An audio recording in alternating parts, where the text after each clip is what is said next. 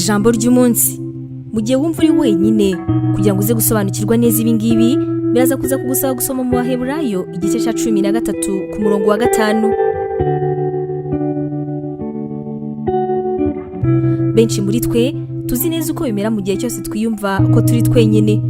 Twese buri umwe afite urugero rw'igihe yigeze kumva ari wenyine, wenda umukunzi we yamwanze, wenda yumva afite ikibazo kimuremereye n'ibindi nk'ibyo. Hari igihe umukunzi wawe agiye kure cyane yawe, wumva wabuze uko bigenza, rero bikakuzanira kwigunga gukomeye mu mutima wawe.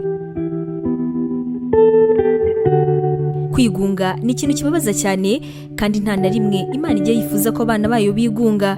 Ibi ngibi bikaba binagaragarira kuko Imana nyuma yo kubona ko ikiremwa cya Adamu cyari gifite irungu, yahise imuremera Eva ngo akunde ashira irungu. Ibi ngibi tukaba tubisanga mu ntangiriro. Rimwe na rimwe inshuti zikuvaho, abo wakundaga bakakwanga, ukisanga uri wenyine. Nyamara ariko hari umubano umuntu agira ntababare, akabaho nta na rimwe yigunze. Ni umubano wacu n'Umwami Yesu. Ijambo ry'Imana rivuga ko hamwe nawe atazadusiga na rimwe, ndetse hamwe nawe ntabwo tuzigera twigunga. Ibi ngibi ukaba wabisanga mu Baheburayo igice cya 13 ku murongo wa 5.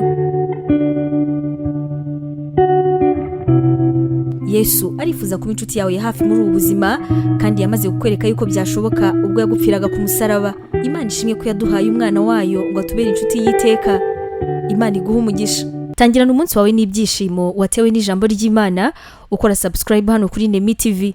Biroroshye cyane, ni ugukanda kuri ako kantu k'umutuku ubona, ubundi ikintu cyose dushyizeho ukaba wa mbere kukireba. Ntugacikwe n'ijambo ry'Imana tukugezaho umunsi ku munsi. Komeza ubane natwe. Utekereza ko wahamagariwe gukora umurimo w'Imana?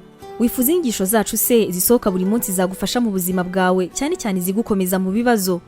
Umva wifuza kwiga ibijyanye na teolojiya, ukamenya ijambo ry'Imana, intwaro yagufasha mu buzima? Duhereye kuri iki kibazo cya nyuma, niba igisubizo cyawe ari yego, ngufitiye inkuru nziza cyane. Iyi nkuru nuko tugufitiye ishuri rya teolojiya kandi wigira ku buntu. Mu ishuri ryacu harimo porogaramu zitandukanye zirimo nka pastoral studies, aribwo buryo wakwiga kuba umuvugabutumwa mwiza cyane.